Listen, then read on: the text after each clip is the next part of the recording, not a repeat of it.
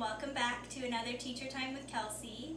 I have kind of a special edition author spotlight for you today. So why don't you grab your favorite drink, find your cozy spot, and we will get started.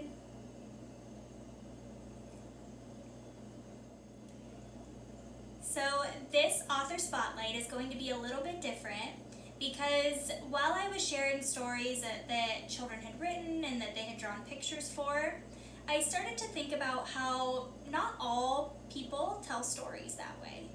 So some people tell stories with those materials, and some people will tell stories through things like clay, some people tell stories through paint, some people tell stories through blocks or Legos, and all of those ways of telling stories are the same. If you tell a story with a paper and a pencil, or with markers, or with clay, paint, or blocks, you're still an author, and you're still sharing your story. So I really wanted to make sure to give those other ways of telling stories a chance to kind of be shared and explored a little more too. And I was really excited because a type of storytelling kind of came up in my mind when I was thinking about this. And the first one that I really thought of was dance. So I know that a lot of Olive Room children were really interested in dance this year. I know children in other classrooms have been really interested in dance, and I think it's something that's a really big part of Little Owl. But I don't know if everyone always realizes that when you're dancing, you're actually telling a story with your body. So whenever we listen to a song and our body feels like it needs to move a certain way for whatever reason, the movements that we make and the things that we do are our body telling the story of that song and how it makes us feel. Which is something that I thought was really cool. Every time you do those dances, you're becoming an author, you're becoming a storyteller. So something I noticed about storytelling through dance is that there's a few different ways that you can do that. So one way is just through the dance moves. Sometimes you don't even need music. You might just have special dance moves that you think of in your brain that you put together, or maybe even just one single move that has its own story or purpose too. I know a while ago, Isabella and I used to check in with each other every day, and she would always tell me a new dance move she had and kind of the inspiration behind it, so the story that that dance move had. And it was just one dance move, and it didn't necessarily go with a song, but just that one dance move was part of a bigger story for her. So that may be a way that you explore storytelling through dance. And there's also a couple other ways that you can explore it that connect a little bit more to songs too. So the two authors that I have to share with you today are both authors who kind of take that form of dance storytelling in the videos I'm going to share. The first one is by Willa from the Olive Room. So Willa actually shared two videos with me, and both of these videos create a dance inspired by the sound of the song. So Willa actually sent me two videos of different songs, so you can see two different types of dances she does. And what's interesting is that her dances change based on the way that the song sounds. So when the song sounds a little happier and more energetic, Willa's dances get a little bit more energetic and enthusiastic. But when the song slows down and it's a little bit calmer, then Willa's movements are a little bit more relaxed and slower too. So it's kind of interesting. She really listens to the sounds of the song, and you can tell that she uses the movement of her body to kind of retell the story of that song. So I hope that you get a chance to kind of observe the way that Willa hears those sounds and how her body is able to connect with it. So here you go. These are Willa's dance stories.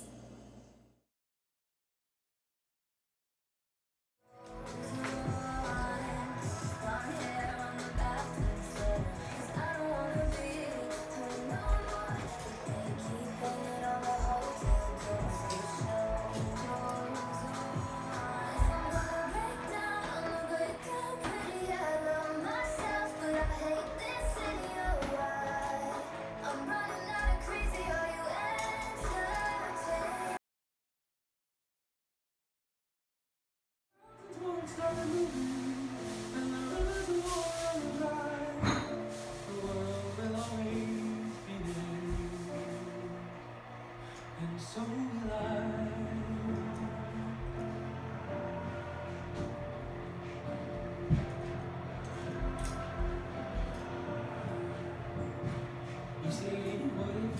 start changing. I say we'll be changing when we'll just sing a different melody.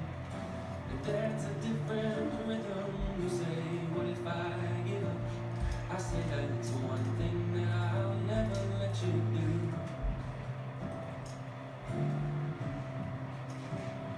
You say, what if someone leaves me and they leave me empty?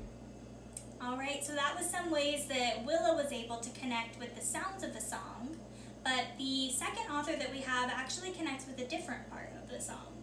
So this author connects with the sounds, I think, as well, but I also noticed that he connects a lot with the words of the song, and that's kind of what inspires some of his movements and helps him tell or retell the story of that song. So this next author is Micah, and he is Don from the Olive Room's son. And he used to be a student at Little Owl when he was younger too. So that's kind of cool. He is a Little Owl alumni. So I am excited to share this video of Micah with you. Something I'd like you to kind of notice as you watch it is that Micah's movements a lot of times kind of match the words that are being sung. And if you notice, sometimes when the singer repeats words, like in the chorus, Micah also repeats his dance movements. So he's really paying attention to what that song's telling him and really trying to show that through the movements that he makes. So I am going to share that with you now. Here is Micah's dance video.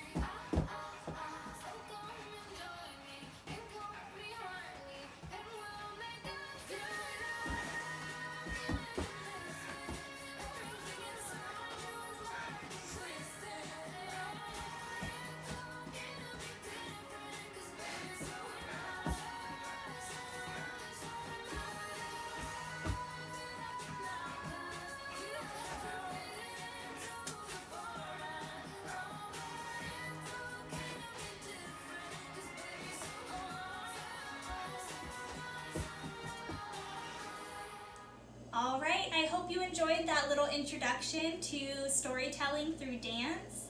I know it's something that our kids have loved so much, and I'm hoping that it speaks to some of you too, and maybe a way of storytelling that you hadn't thought about before. So thank you so much for joining us, and thank you so much to Willa and Micah for being willing to share those videos with everyone. I am looking forward to seeing you all on the next Teacher Time with Kelsie. Have a great night. Bye.